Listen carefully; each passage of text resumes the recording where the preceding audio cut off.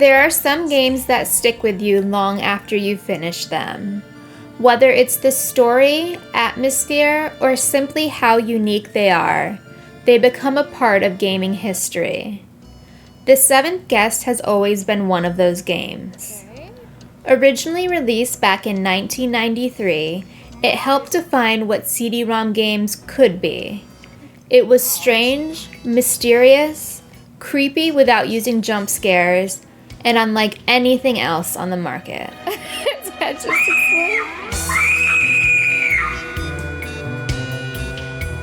Fast forward over 30 years, and we now have the 2026 remake. I've finally finished playing it, and I absolutely loved it. Now that's not to say it's perfect. In true Seventh Guest fashion, some of the puzzles had me questioning my intelligence and reaching for hints more than once. This is so hard. This is stupid.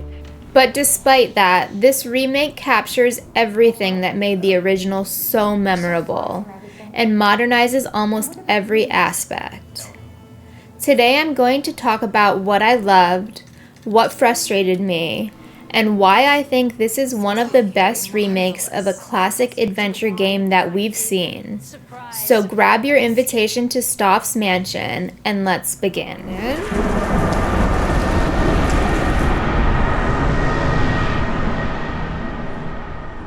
One of the first things that struck me is just how gorgeous this game is.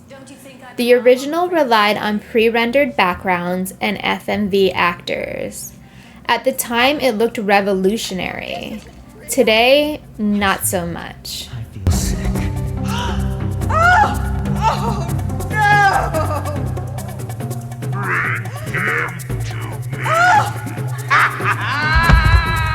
me. The remake completely transforms the mansion into a fully explorable 3D environment, and it looks incredible.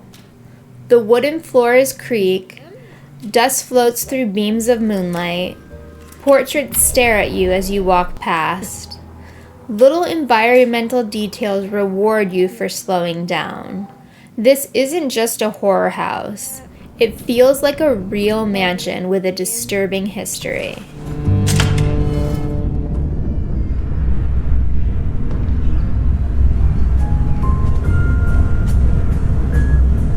Even after spending hours inside Stauf's mansion, I found myself stopping just to admire certain rooms. Each room had its own identity.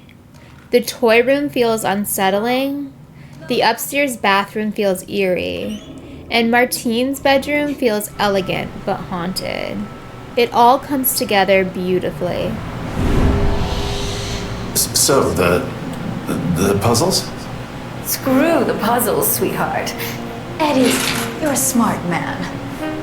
We need to beat the others to the punch. The sound design is equally impressive. Good horror isn't always just about what you see. It's also about what you hear. Sometimes you'll be walking in complete silence, and then you'll hear footsteps, a distant laugh, a piano note, a door creaking somewhere in the distance. It doesn't rely on cheap jump scares. It creates constant tension. It's complete again. Oh dear. Is that me?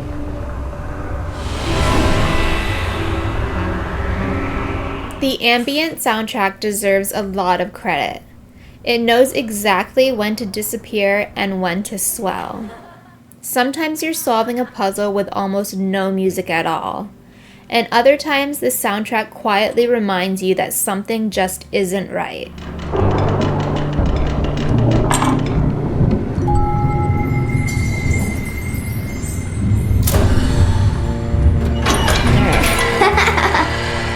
The voice acting is another major improvement. The performances feel natural while still embracing the slightly theatrical style the Seventh Guest has always had. And Stauf remains an unforgettable villain. He's charismatic, unsettling, charming. Every time he appeared, I wanted to know more. It's wasted on you. One thing I've always appreciated about The Seventh Guest is that it tells its story differently from most horror games.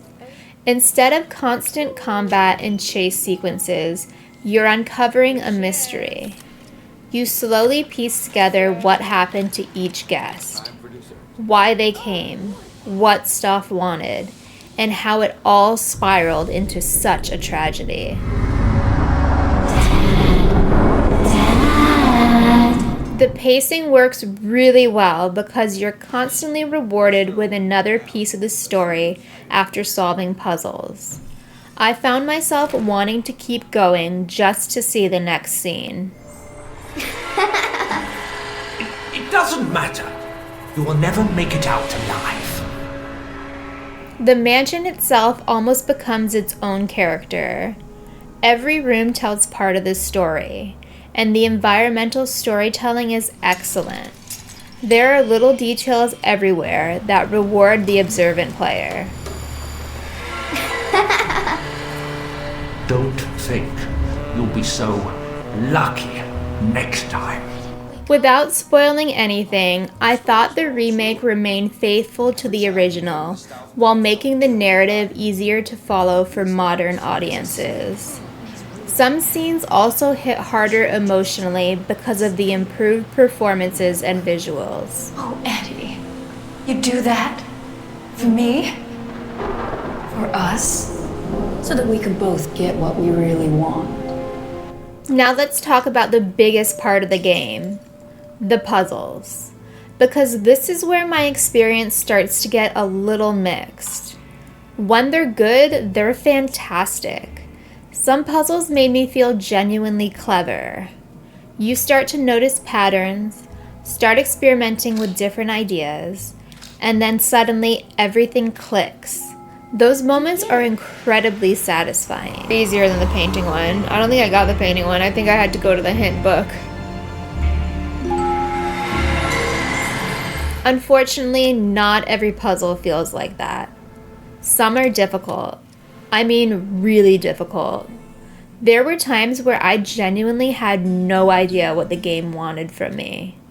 And afterwards, sometimes the solution seemed logical. But other times, I don't think I would have solved the puzzle without hints. All in the right place. It was infuriating. I hated that. So full of... Now, to be fair, puzzle difficulty has always been a part of the Seventh Guest's identity. Fans of the original almost expect it. But for modern players, you may find certain sections frustrating. Thankfully, the game includes a hint system, which will keep you from becoming completely stuck. I used hints several times. At first, I felt guilty about it, but I'd rather use a hint than spend hours looking at one puzzle. I don't know. I have no idea. This is so stupid. I can't even. The good news is that the brilliant puzzles easily outweigh the frustrating ones. I hate that they threw chess in there, but the logic challenges and mechanical puzzles are incredibly creative, even when they made me think far harder than I wanted to.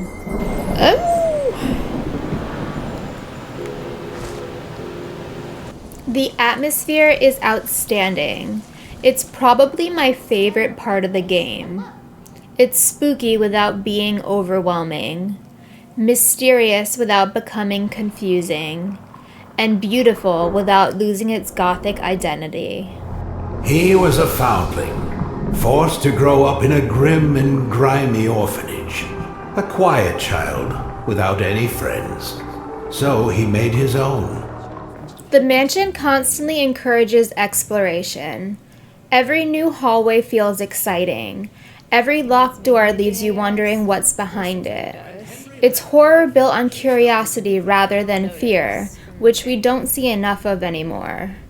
Rather than constantly trying to scare you, the mansion wants you to keep exploring. And that's exactly what kept me playing. Buying the company, he knows all about our financial troubles. Overall, I absolutely loved the Seventh Guest remake. It's a rare remake that understands why people loved the original while confidently modernizing almost everything.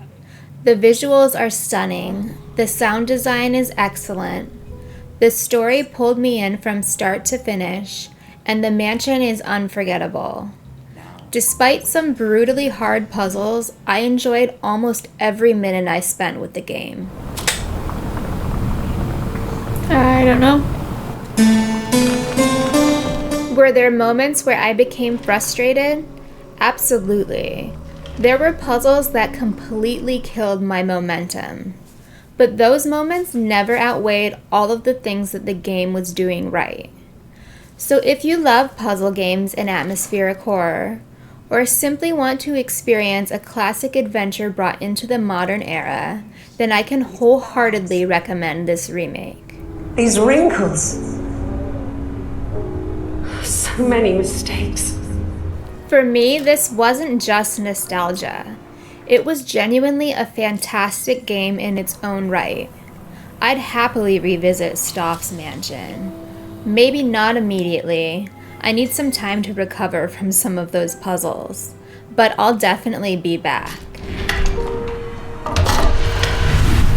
Rabbits out of hats and sawing a lady in half. Stauf sure loves the classics.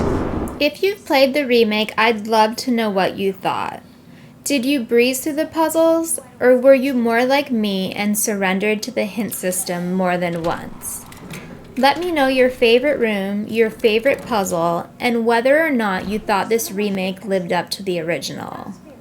And if you enjoyed this game review, don't forget to like and subscribe so you don't miss the next 2 games in the series. Thanks so much for watching, and I'll see you in the next one.